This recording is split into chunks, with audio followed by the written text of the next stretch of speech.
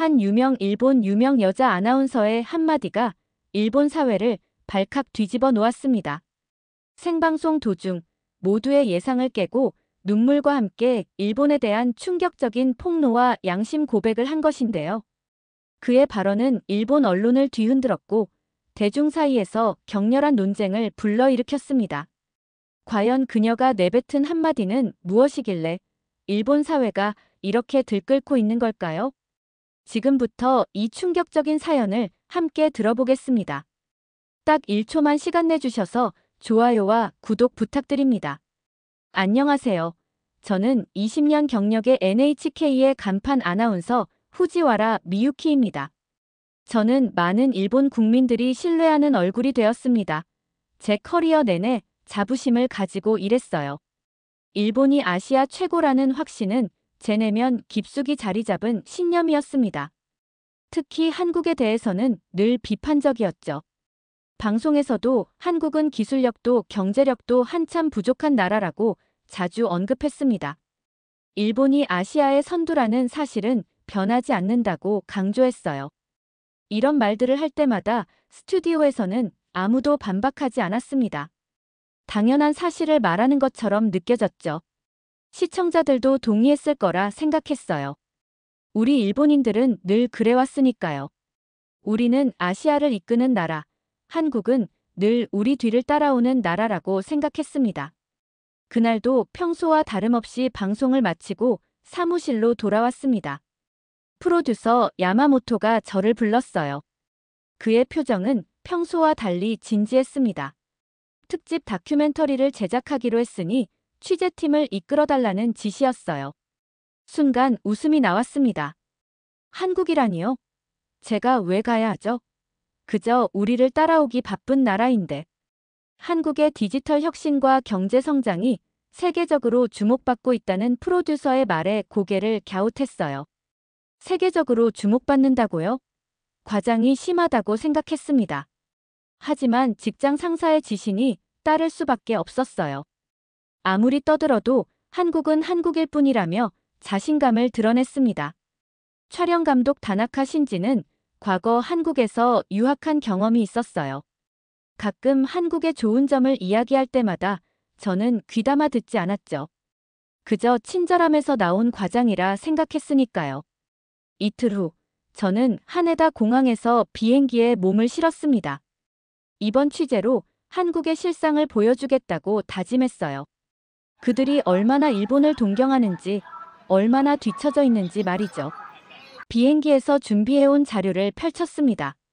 한국의 GDP, 기술 현황, 국제 경쟁력 순위. 그런데 이상하게도 최근 몇 년간의 지표들이 꽤 좋아 보였어요. 아마 통계적 착시일 거라고 스스로를 안심시켰습니다. 옆자리에 다나카는 미유키 씨가 열린 마음으로 보면 놀랄 일이 많을 거라고 말했습니다. 저는 가볍게 웃어넘겼어요. 후진국에서 어떻게 살고 있는지 잘 보고 오겠다고 생각했죠. 비행기가 고도를 높이는 동안 저는 전혀 예상하지 못했습니다. 제 인생에서 가장 큰 충격과 변화를 가져올 여행이 시작되고 있다는 사실을요. 그 충격은 인천공항에 발을 딛는 순간부터 시작되었습니다. 한국에서 무얼 보게 될까? 아마 별것 없겠지. 그때만 해도 저는 그렇게 생각했어요. 그리고 그 생각이 얼마나 오만했는지 곧 깨닫게 될 운명이었습니다. 인천공항에 도착했습니다. 일본의 나리타나 하네다와 비슷할 거라 예상했어요. 아니, 오히려 더 넓고 복잡할 거라고 생각했죠. 하지만 제 예상은 완전히 빗나갔습니다. 눈앞에 펼쳐진 공항은 놀라울 정도로 현대적이었어요. 깔끔한 디자인, 효율적인 동선, 그리고 무엇보다 사람들의 움직임이 달랐습니다. 입국 심사대를 지나 수화물을 찾으러 가는 동안 사람들의 행동이 눈에 들어왔습니다. 대부분이 스마트폰을 들여다보며 빠르게 움직였어요. 특이한 건 여기저기 현금을 만지는 사람이 거의 없다는 점이었죠. 모두 스마트폰으로 결제하는 모습이 이상했습니다. 공항 내 교통카드 발매기 앞에 섰습니다. 일본 엔화를 넣으려 했지만 기계가 받아들이지 않았어요. 1만 엔을 넣었는데 오류 메시지만 반복해서 나왔습니다. 당혹스러웠죠. 일본의 기계들은 늘 외국 화폐도 잘 받아들였거든요. 주변을 둘러보니 사람들은 모두 카드나 스마트폰으로 결제하고 있었습니다. 제 모습이 마치 시대에 뒤처진 사람처럼 느껴졌어요. 10분 넘게 애를 쓰다 결국 안내 직원을 찾아야 했습니다. 안내 직원은 친절했어요.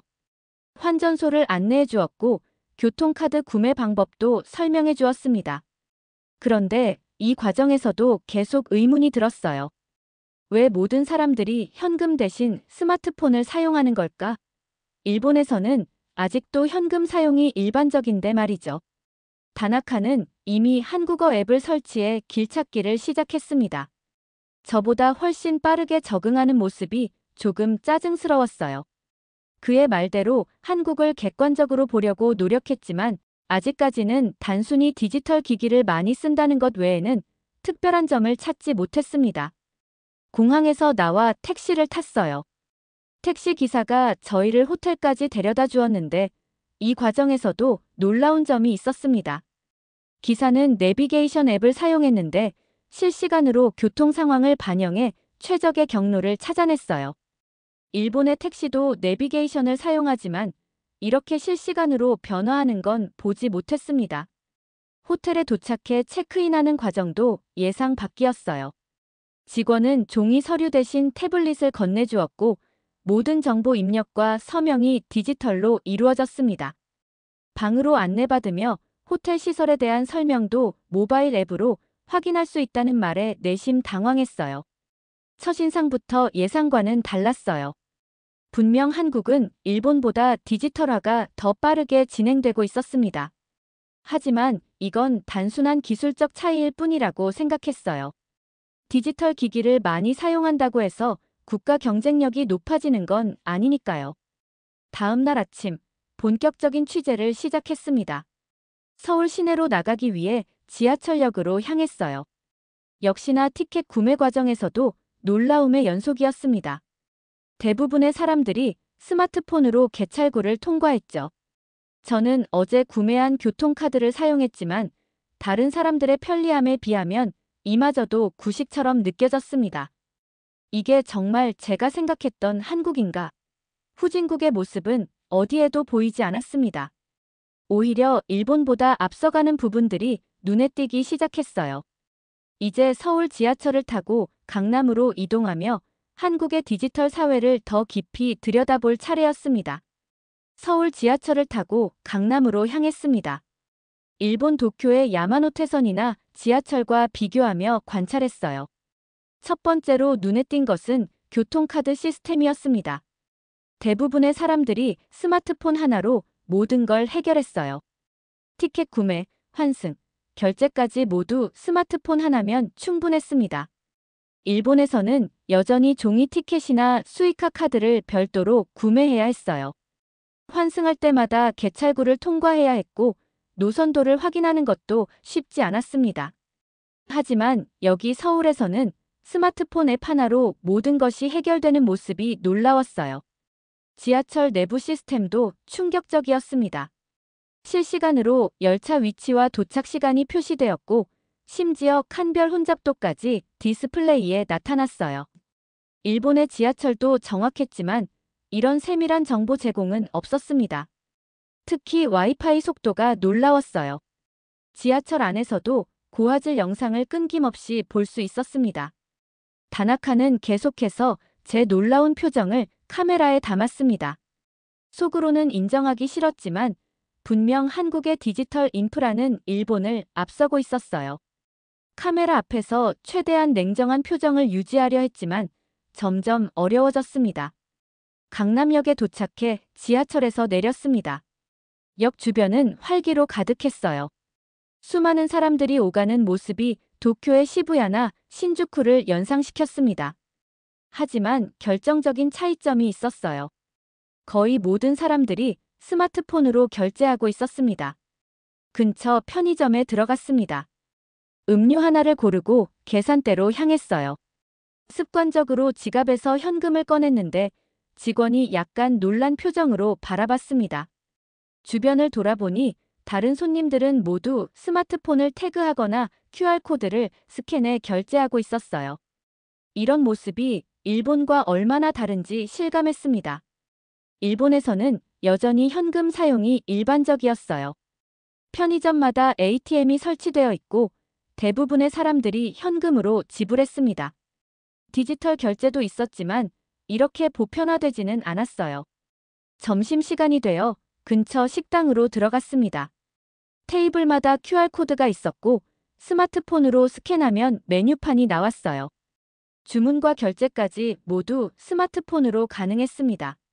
서빙 로봇이 음식을 가져오는 모습도 인상적이었어요. 일본의 음식점과 비교해보니 분명한 차이를 느낄 수 있었습니다. 오후에는 행정복지센터를 방문했어요. 시민들이 스마트폰으로 각종 증명서를 발급받는 모습을 목격했습니다. 주민등록 등본, 가족관계 증명서 등을 30초 만에 받았어요. 일본의 행정 시스템은 아직도 도장과 종이 서류, 팩스가 주류였습니다. 이런 차이를 보며 일본이 디지털 전환에서 얼마나 뒤처지고 있는지 깨달았어요. 왜 우리는 이렇게 변화를 두려워하고 있을까요? 라는 생각이 머릿속을 스쳐 지나갔습니다. 일본에서는 디지털 전환이 이렇게 느린 이유가 무엇일까요? 이제는 더 이상 부정할 수 없었어요. 한국의 디지털 혁신이 일본을 앞서고 있다는 사실을요. 행정복지센터를 나와 테헤란로로 향했습니다. 이곳은 한국의 실리콘밸리라 불리는 곳이었어요. 젊은 창업가들의 열정과 도전 정신을 직접 만나볼 차례였습니다. 테헤란로에 들어서자 건물마다 스타트업 회사들의 간판이 빼곡했습니다. 제 눈앞에 펼쳐진 광경은 마치 미국 실리콘밸리의 축소판 같았어요. 한국 경제 전문가 한지원이 저희를 맞이했습니다. 그녀는 과거 일본에서 경제학 석사를 받은 경험이 있어 일본과 한국의 차이를 정확히 짚어낼 수 있었어요. 첫 번째로 방문한 곳은 인공지능 스타트업이었습니다. 직원 평균 나이가 28세. 젊은 CEO는 자신의 회사가 글로벌 시장을 목표로 한다며 자신감 넘치는 비전을 제시했어요. 한순간 일본의 젊은이들이 떠올랐습니다. 안정적인 대기업만 바라보는 그들과 너무나 달랐어요. 실패하면 어떻게 하나요? 제가 물었습니다. 그의 대답은 충격적이었어요. 실패는 성공의 어머니입니다. 한국에서는 3번 창업에 실패해도 4번째 도전할 수 있어요. 이 말이 가슴을 때렸습니다. 일본에서 실패는 곧 낙인이었어요. 이런 사고방식의 차이가 두 나라의 미래를 얼마나 다르게 만들고 있을까요? 한지원이 놀라운 통계를 보여줬습니다. 한국의 20대 창업자 수는 일본의 3배입니다. 정부의 지원 정책도 적극적이고요. 제 마음속에서 무언가 무너져 내리는 느낌이 들었어요. 지금까지 믿어온 일본 우월주의가 산산조각 나고 있었습니다. 점심시간 스타트업 직원들의 대화를 엿들었어요. 그들은 글로벌 시장을 당연하게 여겼습니다. 일본 시장, 그저 많은 시장 중 하나일 뿐이었죠. 과거 일본을 우러러보던 한국의 모습은 찾아볼 수 없었어요. 오후에는 벤처 캐피털을 방문했습니다. 투자 담당자는 일본 시장은 보수적이라 진입이 어렵다며 한숨을 쉬었어요. 일본 시장이 꿈의 시장이 아니라 진입 장벽이 높은 시장으로 인식되고 있다니 충격이었습니다. 카메라 뒤에서 다나카가 속삭였어요. 미유키 씨, 표정이 완전히 변했어요. 그제서야 깨달았습니다. 제 얼굴에 충격과 당혹감이 고스란히 드러나 있었던 거예요. 더 이상 카메라 앞에서 연기할 수 없었습니다. 이것은 사실이었어요. 한국이 일본을 추월하고 있었습니다. 하루 종일 취재를 마치고 호텔로 돌아오는 길, 창밖으로 보이는 서울의 야경이 눈부셨습니다. 높은 빌딩들 사이로 빛나는 LED 광고판들, 그리고 늦은 시간에도 활기찬 거리. 도쿄도 물론 아름다웠지만 이곳에는 다른 에너지가 흐르고 있었어요. 방에 돌아와 노트북을 펼쳤습니다. 오늘 취재한 내용을 정리하며 생각했어요. 일본이 안주하는 동안 한국은 도전했다. 이 문장이 자꾸만 머릿속을 맴돌았습니다. 우리가 과거의 영광에 취해 있는 동안 한국은 미래를 향해 달려가고 있었어요. 내일은 한국의 24시간 경제와 한류 문화 산업을 취재할 예정이었습니다. 이제 더 이상 선입견 없이 바라보기로 마음먹었어요. 일본의 대표 아나운서로서 우리나라가 직면한 현실을 솔직하게 전달해야 할 책임이 있었습니다. 밤 10시가 넘었는데도 서울의 거리는 여전히 활기찬 에너지로 가득했습니다. 일본이라면 이미 상점들이 문을 닫고 거리가 한산해질 시간이었어요. 하지만 이곳 강남은 마치 낮과 다름없이 사람들로 북적였습니다. 24시간 경제라는 개념이 여기서는 일상이군요. 다나카가 말했어요. 편의점에 들어가 보니 새벽에도 배달이 가능하다는 광고가 눈에 띄었습니다. 스마트폰 앱으로 음식, 생필품, 심지어 의약품까지 언제든 배달받을 수 있다니 놀라웠어요. 일본에서는 상상도 할 수 없는 서비스였습니다. 왜 이렇게 늦게까지 영업하나요? 편의점 직원에게 물었어요. 손님들이 필요로 하니까요. 한국 사람들은 밤늦게까지 일하고 공부하거든요. 그 말에 깊은 생각이 들었습니다. 일본도 과거에는 열심히 일하는 것으로 유명했었는데 언제부터 우리는 안주하기 시작했을까요? 다음 날 K-POP 엔터테인먼트 회사를 방문했습니다. 대형 연습실에서는 데뷔를 앞둔 아이돌 그룹이 구슬땀을 흘리며 연습 중이었어요. 하루 12시간 이상, 때로는 16시간까지 연습한다는 말에 놀랐습니다. 우리는 처음부터 글로벌 시장을 목표로 합니다. 기획사 대표의 말이 인상적이었어요. 일본이나 미국 시장만 보는 게 아니라 전 세계를 하나의 시장으로 생각하죠. 일본의 아이돌 산업과 얼마나 다른지 실감했습니다. 일본 아이돌은 대부분 국내 시장만을 겨냥했고 해외 진출은 부수적인 목표였어요. 하지만 여기서는 데뷔 전부터 글로벌 전략을 준비했습니다. 더 충격적인 사실은 다국적 멤버 구성이었어요. 언어와 문화적 다양성이 오히려 강점으로 작용한다는 설명을 들으며 일본의 폐쇄적인 엔터테인먼트 산업이 떠올랐습니다. 연습생들의 눈빛에서 절실함이 느껴졌어요. 그들에게 K-POP는 단순한 음악이 아니라 한국을 세계에 알리는 문화전쟁의 최전선이었습니다. 저녁에는 한류 콘텐츠 수출 전략을 연구하는 전문가와 만났습니다. 그는 일본 대중문화가 과거 아시아를 지배했지만 이제는 K-POP과 K-드라마가 그 자리를 대체했다고 말했어요. 일본은 자국 시장만으로도 충분히 컸기 때문에 글로벌 전략의 필요성을 느끼지 못했습니다. 반면 한국은 생존을 위해 해외로 눈을 돌릴 수밖에 없었죠. 이 말이 가슴을 찔렀습니다. 우리의 성공이 오히려 발목을 잡았다니. 풍요로움이 가져온 안주가 혁신을 막았던 것일까요? 호텔로 돌아오는 길, 밤거리에는 여전히 배달 오토바이들이 분주하게 오갔습니다. 새벽 2시에도 음식을 주문할 수 있는 나라. 이것이 한국의 역동성이었어요. 창밖의 도시를 바라보며 생각했습니다. 일본은 잠들어 있고 한국은 깨어 있다. 이 단순한 사실이 두 나라의 현재와 미래를 상징하는 듯 했어요. 내일은 미래 산업 현장을 방문할 예정이었습니다. 아침 일찍 울산으로 향했습니다.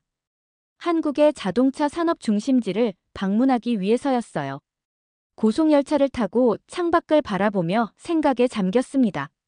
지금까지 본 한국의 모습은 제가 알던 것과 너무나 달랐어요. 과연 오늘은 또 어떤 충격이 기다리고 있을까요? 현대자동차 연구소에 도착했습니다. 처음 눈에 들어온 것은 거대한 수소차 생산 라인이었어요. 일본의 도요타도 수소차 개발에 앞장서고 있지만 이곳의 생산 규모는 상상을 뛰어넘었습니다. 우리는 2030년까지 수소 경제의 선두주자가 될 것입니다. 연구소장의 말에 저도 모르게 숨이 멎었어요. 일본의 기업들은 아직 내연기관에서 벗어나지 못하고 있는데 이들은 이미 그 너머를 바라보고 있었습니다. 다나카가 귓속말로 속삭였습니다. 알고 계셨나요?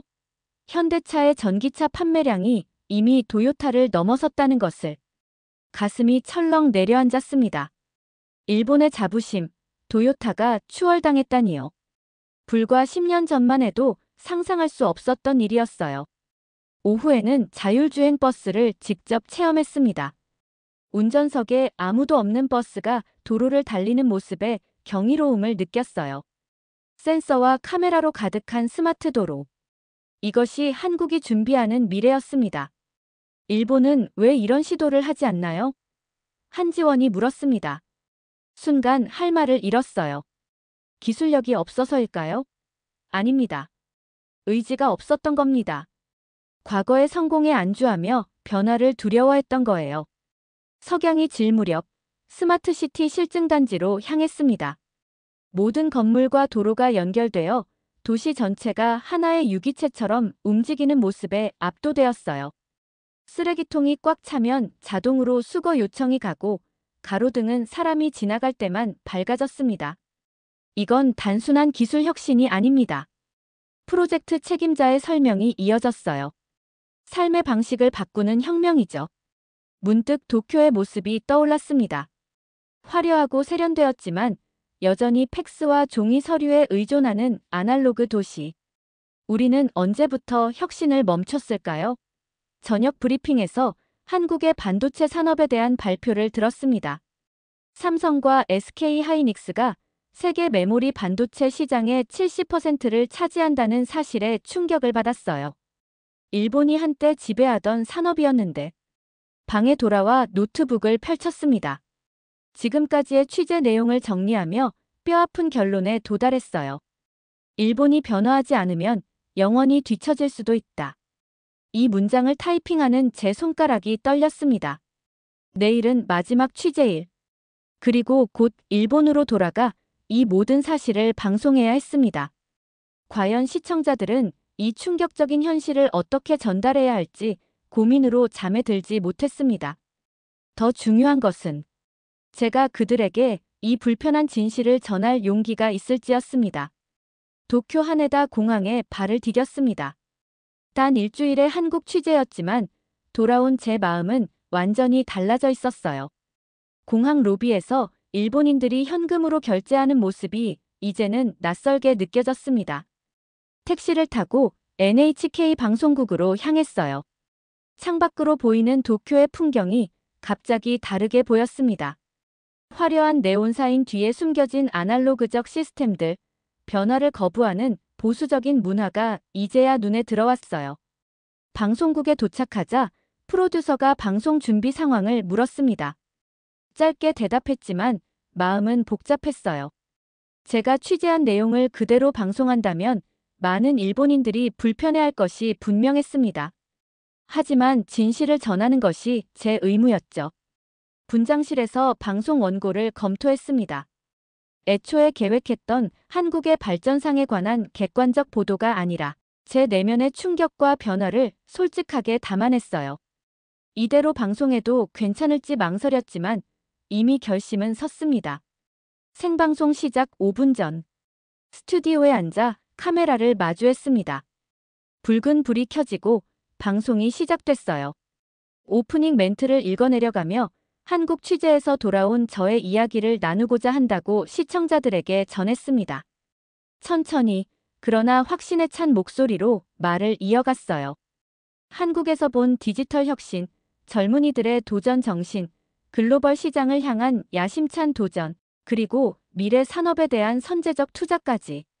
그동안 제가 한국을 일본보다 뒤처진 나라라고 생각했던 것은 무지와 오만함이었음을 고백했습니다. 그 말을 하자 스튜디오가 갑자기 조용해졌어요. 모든 스태프들이 놀란 표정으로 저를 바라봤습니다. 하지만 이제 멈출 수 없었어요. 일본은 과거의 성공에 안주하는 동안 한국은 끊임없이 변화하고 도전했으며 그 결과 많은 분야에서 우리가 이미 추월당했다는 사실을 말해야 했습니다. 가슴이 뛰었지만 계속 진실을 전했어요. 우리가 디지털 전환을 미루는 동안 한국은 이미 종이와 현금 없는 사회로 진입했다고 말했습니다. 우리가 내연기관에 의존하는 동안 한국은 전기차와 수소차의 미래를 준비했다고요. 스튜디오 옆에서 프로듀서가 당황한 표정으로 손짓하는 것이 보였지만 저는 계속 이야기를 이어갔어요. 이제 일본은 변화할 것인가 아니면 계속 뒤처질 것인가를 선택해야 한다고 강조했습니다. 변화를 거부하는 순간 우리는 멈춰버린다는 사실을 이번 취재를 통해 깨달았다고 말했어요. 방송이 끝나고 스튜디오는 침묵에 잠겼습니다. 동료 아나운서들과 스태프들은 말을 잇지 못했어요. 일본의 대표 방송국에서 일본의 간판 아나운서가 자국의 현실을 이렇게 직시한 적은 없었으니까요. 그날 밤 SNS에서는 제 방송이 뜨거운 화제가 되었습니다. 비난하는 목소리도 있었지만 많은 젊은이들이 공감하며 일본의 변화를 촉구했어요. 다음 날 아침 프로듀서가 저를 불렀습니다. 질책을 예상했지만 그의 표정은 의외로 진지했어요. 제 방송이 용기 있었다고 평가하며 일본의 미래를 위한 선택이라는 주제로 후속 특집을 준비하려 한다고 알려주었습니다. 그 순간 깨달았습니다. 제 얼굴에 충격과 당혹감이 고스란히 드러나 있었던 거예요. 더 이상 카메라 앞에서 연기할 수 없었습니다. 이것은 사실이었어요. 한국이 일본을 추월하고 있었습니다. 하루 종일 취재를 마치고 호텔로 돌아오는 길, 창밖으로 보이는 서울의 야경이 눈부셨습니다. 높은 빌딩들 사이로 빛나는 LED 광고판들, 그리고 늦은 시간에도 활기찬 거리. 도쿄도 물론 아름다웠지만 이곳에는 다른 에너지가 흐르고 있었어요. 방에 돌아와 노트북을 펼쳤습니다. 오늘 취재한 내용을 정리하며 생각했어요. 일본이 안주하는 동안 한국은 도전했다. 이 문장이 자꾸만 머릿속을 맴돌았습니다. 우리가 과거의 영광에 취해 있는 동안 한국은 미래를 향해 달려가고 있었어요. 내일은 한국의 24시간 경제와 한류 문화 산업을 취재할 예정이었습니다. 이제 더 이상 선입견 없이 바라보기로 마음먹었어요. 일본의 대표 아나운서로서 우리나라가 직면한 현실을 솔직하게 전달해야 할 책임이 있었습니다. 밤 10시가 넘었는데도 서울의 거리는 여전히 활기찬 에너지로 가득했습니다. 일본이라면 이미 상점들이 문을 닫고 거리가 한산해질 시간이었어요. 하지만 이곳 강남은 마치 낮과 다름없이 사람들로 북적였습니다. 24시간 경제라는 개념이 여기서는 일상이군요. 다나카가 말했어요. 편의점에 들어가 보니 새벽에도 배달이 가능하다는 광고가 눈에 띄었습니다. 스마트폰 앱으로 음식, 생필품, 심지어 의약품까지 언제든 배달받을 수 있다니 놀라웠어요. 일본에서는 상상도 할 수 없는 서비스였습니다. 왜 이렇게 늦게까지 영업하나요? 편의점 직원에게 물었어요. 손님들이 필요로 하니까요. 한국 사람들은 밤늦게까지 일하고 공부하거든요. 그 말에 깊은 생각이 들었습니다. 일본도 과거에는 열심히 일하는 것으로 유명했었는데 언제부터 우리는 안주하기 시작했을까요? 다음 날 K-POP 엔터테인먼트 회사를 방문했습니다. 대형 연습실에서는 데뷔를 앞둔 아이돌 그룹이 구슬땀을 흘리며 연습 중이었어요. 하루 12시간 이상, 때로는 16시간까지 연습한다는 말에 놀랐습니다. 우리는 처음부터 글로벌 시장을 목표로 합니다. 기획사 대표의 말이 인상적이었어요. 일본이나 미국 시장만 보는 게 아니라 전 세계를 하나의 시장으로 생각하죠. 일본의 아이돌 산업과 얼마나 다른지 실감했습니다. 일본 아이돌은 대부분 국내 시장만을 겨냥했고 해외 진출은 부수적인 목표였어요. 하지만 여기서는 데뷔 전부터 글로벌 전략을 준비했습니다.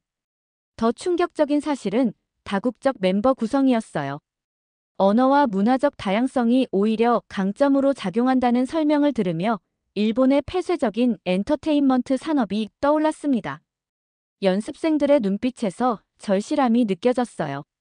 그들에게 K-POP는 단순한 음악이 아니라 한국을 세계에 알리는 문화 전쟁의 최전선이었습니다. 저녁에는 한류 콘텐츠 수출 전략을 연구하는 전문가와 만났습니다. 그는 일본 대중문화가 과거 아시아를 지배했지만 이제는 K-POP과 K-드라마가 그 자리를 대체했다고 말했어요. 일본은 자국 시장만으로도 충분히 컸기 때문에 글로벌 전략의 필요성을 느끼지 못했습니다. 반면 한국은 생존을 위해 해외로 눈을 돌릴 수밖에 없었죠. 이 말이 가슴을 찔렀습니다. 우리의 성공이 오히려 발목을 잡았다니. 풍요로움이 가져온 안주가 혁신을 막았던 것일까요?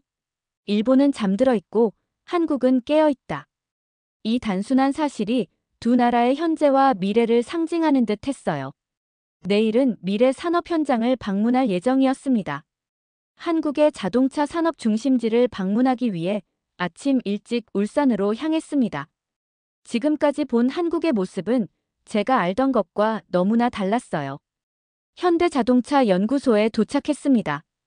처음 눈에 들어온 것은 거대한 수소차 생산 라인이었어요. 일본의 도요타도 수소차 개발에 앞장서고 있지만 이곳의 생산 규모는 상상을 뛰어넘었습니다. 우리는 2030년까지 수소 경제의 선두주자가 될 것입니다. 연구소장의 말에 저도 모르게 숨이 멎었어요. 일본의 기업들은 아직 내연기관에서 벗어나지 못하고 있는데 이들은 이미 그 너머를 바라보고 있었습니다. 다나카가 귓속말로 속삭였습니다. 알고 계셨나요? 현대차의 전기차 판매량이 이미 도요타를 넘어섰다는 것을. 가슴이 철렁 내려앉았습니다. 일본의 자부심, 도요타가 추월당했다니요. 불과 10년 전만 해도 상상할 수 없었던 일이었어요. 오후에는 자율주행 버스를 직접 체험했습니다. 운전석에 아무도 없는 버스가 도로를 달리는 모습에 경이로움을 느꼈어요. 센서와 카메라로 가득한 스마트 도로. 이것이 한국이 준비하는 미래였습니다. 일본은 왜 이런 시도를 하지 않나요? 한지원이 물었습니다. 순간 할 말을 잃었어요. 기술력이 없어서일까요? 아닙니다. 의지가 없었던 겁니다. 과거의 성공에 안주하며 변화를 두려워했던 거예요. 석양이 질 무렵 스마트시티 실증단지로 향했습니다. 모든 건물과 도로가 연결되어 도시 전체가 하나의 유기체처럼 움직이는 모습에 압도되었어요. 쓰레기통이 꽉 차면 자동으로 수거 요청이 가고 가로등은 사람이 지나갈 때만 밝아졌습니다.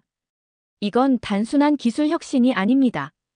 삶의 방식을 바꾸는 혁명이죠. 프로젝트 책임자의 설명이 이어졌어요. 문득 도쿄의 모습이 떠올랐습니다. 화려하고 세련되었지만 여전히 팩스와 종이 서류에 의존하는 아날로그 도시. 우리는 언제부터 혁신을 멈췄을까요? 저녁 브리핑에서 한국의 반도체 산업에 대한 발표를 들었습니다. 삼성과 SK 하이닉스가 세계 메모리 반도체 시장의 70%를 차지한다는 사실에 충격을 받았어요. 일본이 한때 지배하던 산업이었는데 라는 생각으로 자존심이 상했어요. 모든 일정이 끝나고 방에 돌아와 노트북을 펼쳤습니다. 지금까지의 취재 내용을 정리하며 뼈아픈 결론에 도달했어요. 일본이 변화하지 않으면 영원히 뒤처질 수도 있다. 이 문장을 타이핑하는 제 손가락이 떨렸습니다.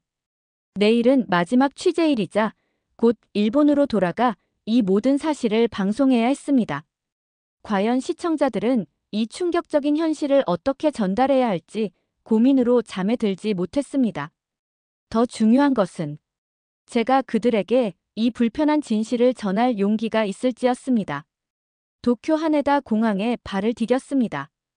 단 일주일의 한국 취재였지만 돌아온 제 마음은 완전히 달라져 있었어요.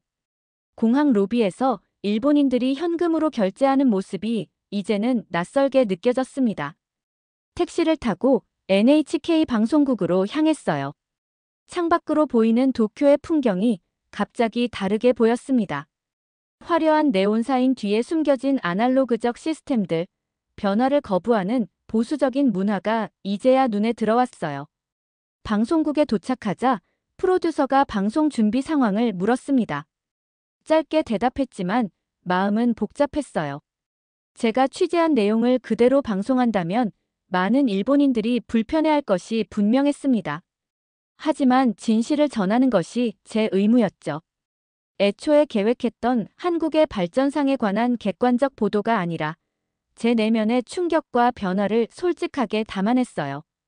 이대로 방송해도 괜찮을지 망설였지만 이미 결심은 섰습니다. 생방송 시작 5분 전. 스튜디오에 앉아 카메라를 마주했습니다. 붉은 불이 켜지고 방송이 시작됐어요.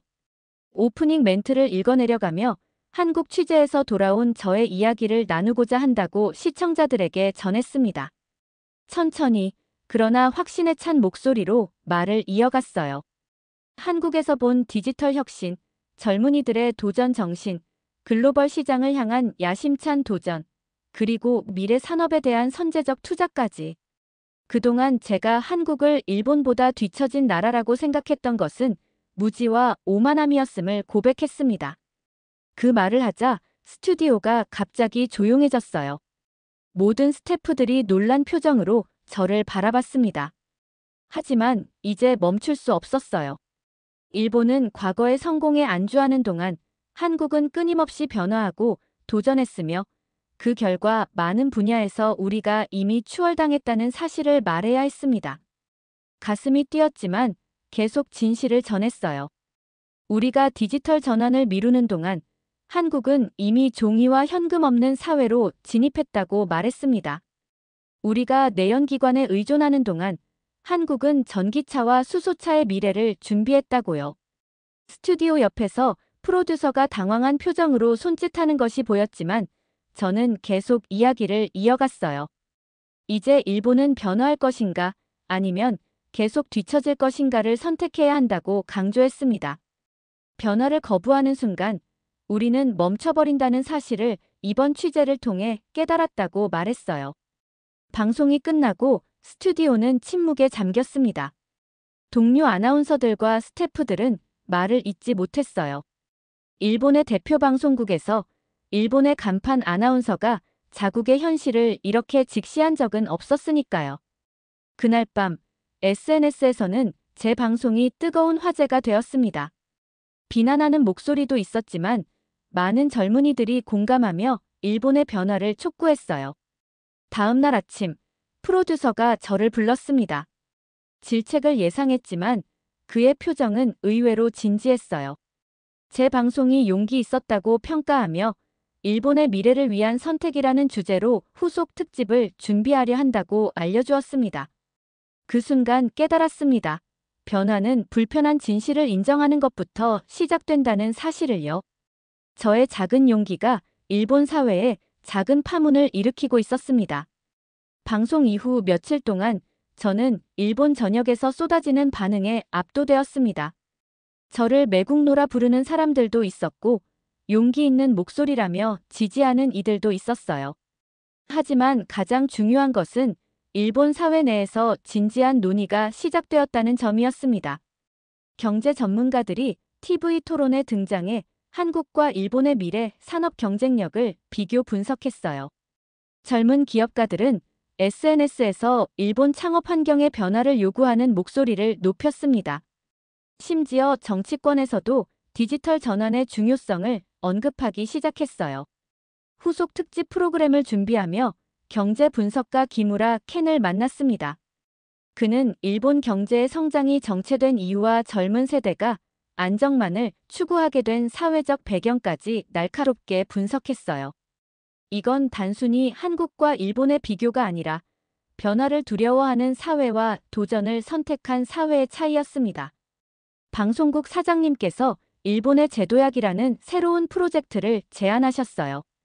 1년간 세계 각국의 혁신 사례를 취재하고 일본의 변화 가능성을 모색하는 시리즈였습니다.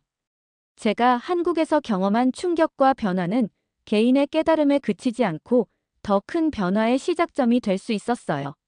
스마트폰으로 택시를 호출하고 디지털 결제 앱도 설치했습니다. 작은 변화였지만 시작이었어요. 개인의 변화가 모여 사회의 변화가 된다고 믿게 되었습니다. 이번 취재를 통해 하나의 진실을 깨달았어요. 변화를 거부하는 순간 우리는 멈춰버립니다. 한국은 변화를 선택했고 일본은 안주를 선택했습니다. 미래는 과거의 영광에 안주하는 자들이 아니라 끊임없이 도전하고 변화하는 이들의 것입니다. 예전에 저는 일본 우월주의에 사로잡혀 있었지만 이제는 변화의 메신저가 되었습니다. 때론 불편한 진실이 우리를 더 나은 미래로 인도하는 법이니까요. 일본의 제도약을 향한 첫걸음을 내디딜 준비가 되었습니다. 지금이야말로 일본이 변화해야 할 때라는 것입니다. 오늘 이야기 어떠셨나요? 주인공의 이야기를 듣고 공유해 주시고 싶은 의견을 댓글로 남겨주세요. 재미있게 보셨다면 구독과 좋아요로 응원해 주세요. 큰 힘이 됩니다. 감사합니다.